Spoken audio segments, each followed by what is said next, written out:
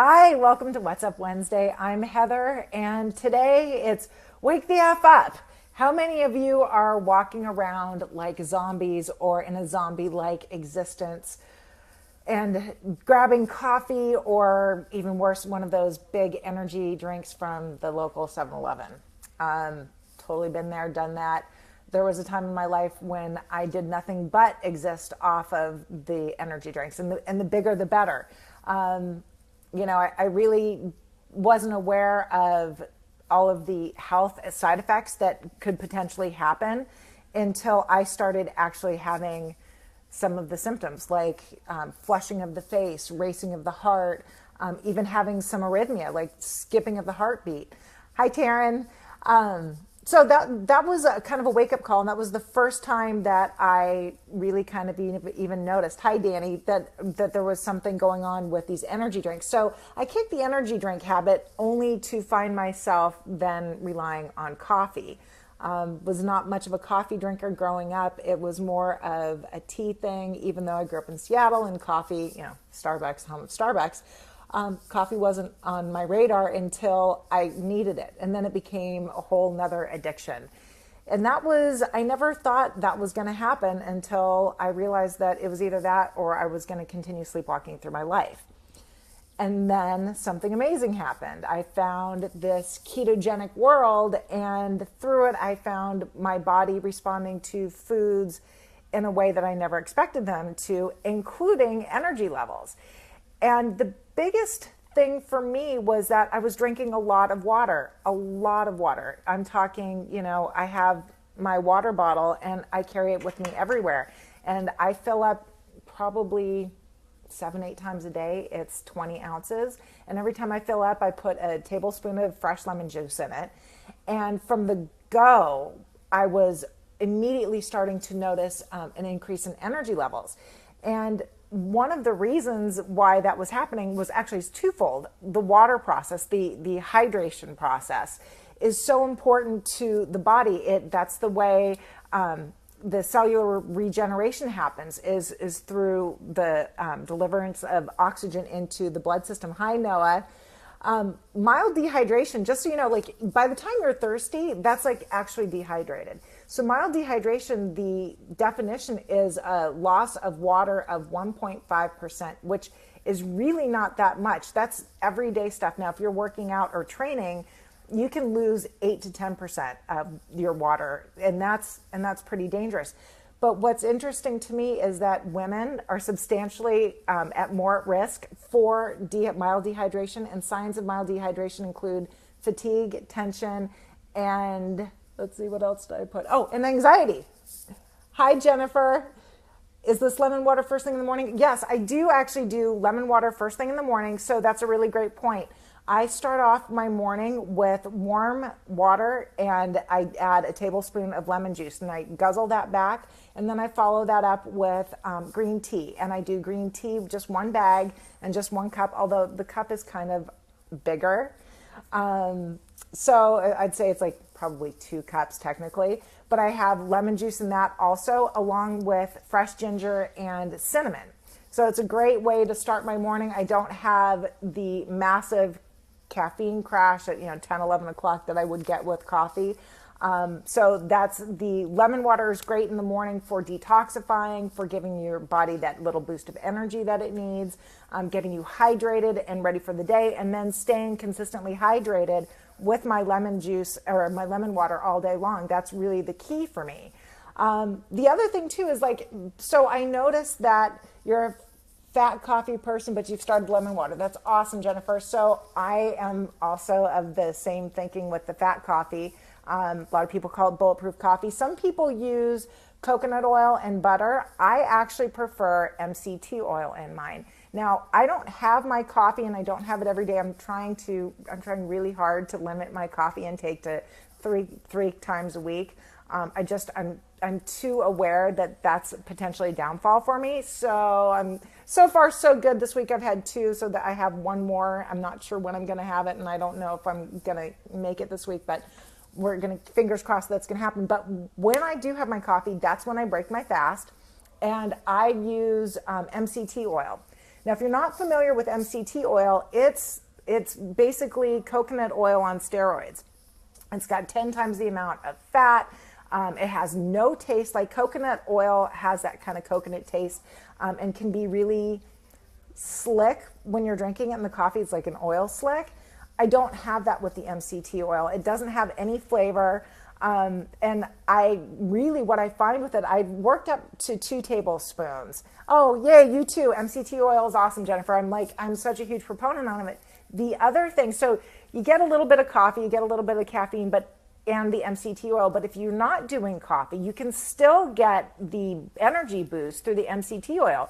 And the reason being is MCT oil is not, it goes straight to the liver, so it totally skips the digestive process, and you get that burst of energy straight to the liver, which sends ketone productions to the brain.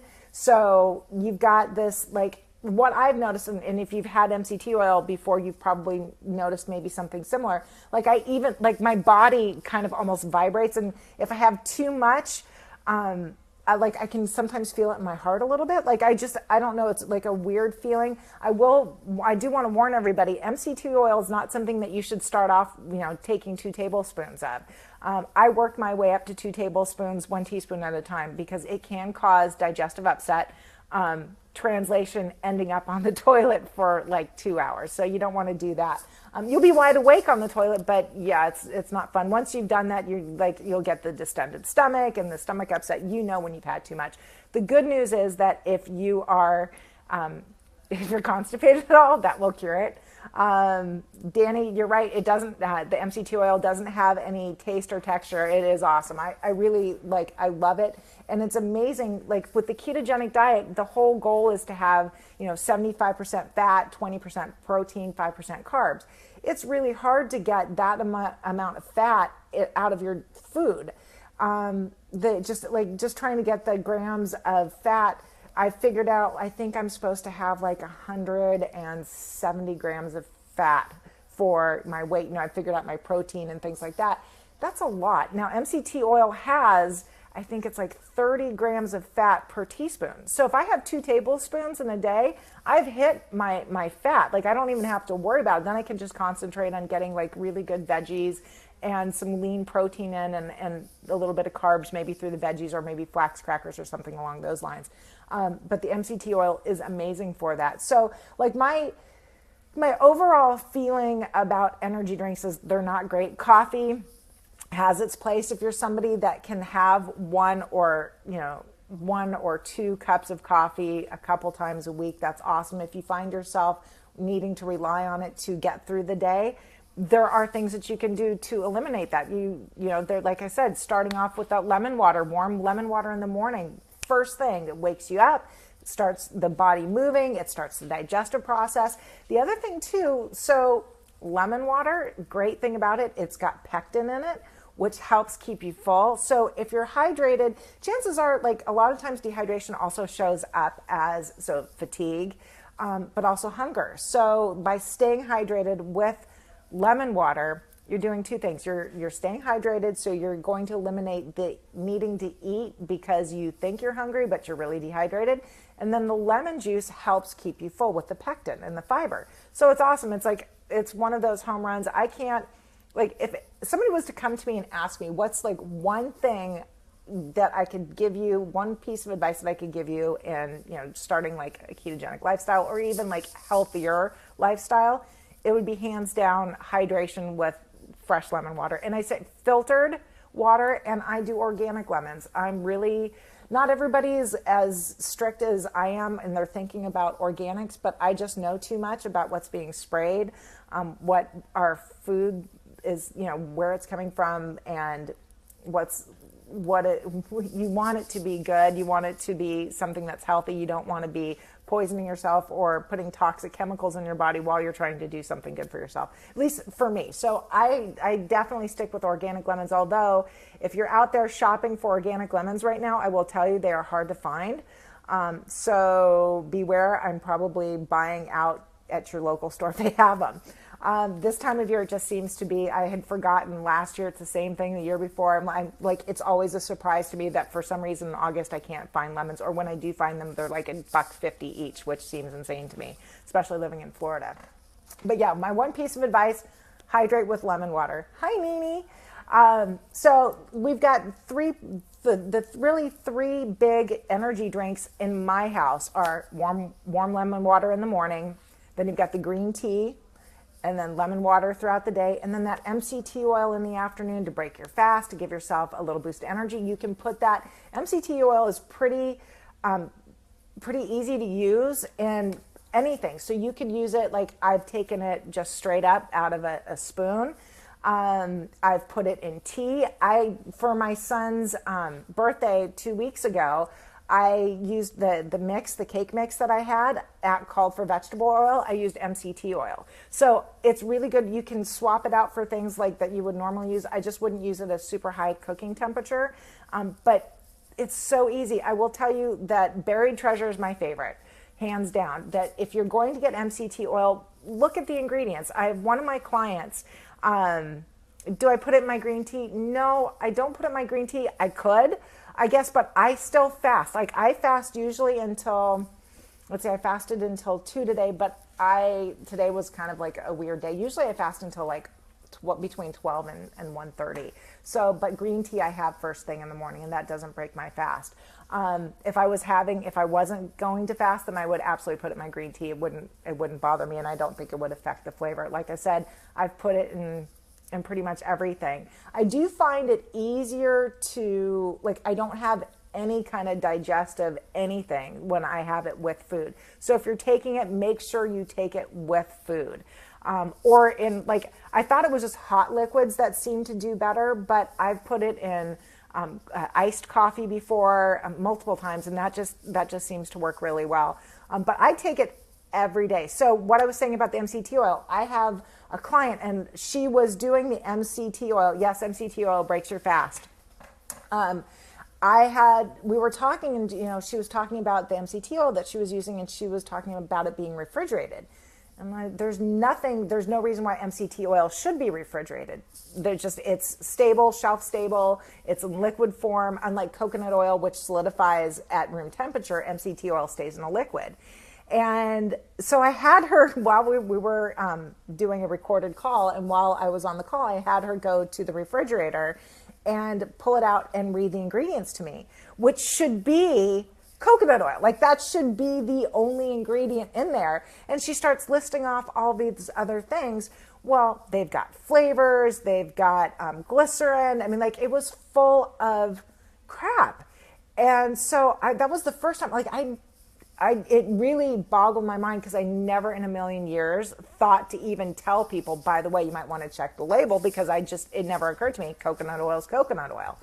And sure enough, so she got rid of that. She was having a hard time digesting that. She got the Buried Treasure, which is my favorite. That's my go-to. I do have a resource guide that will give you links to on Amazon, so you can see the actual products in case you don't have access to them. Like I can get it at my local store, but on Amazon it's $4 cheaper.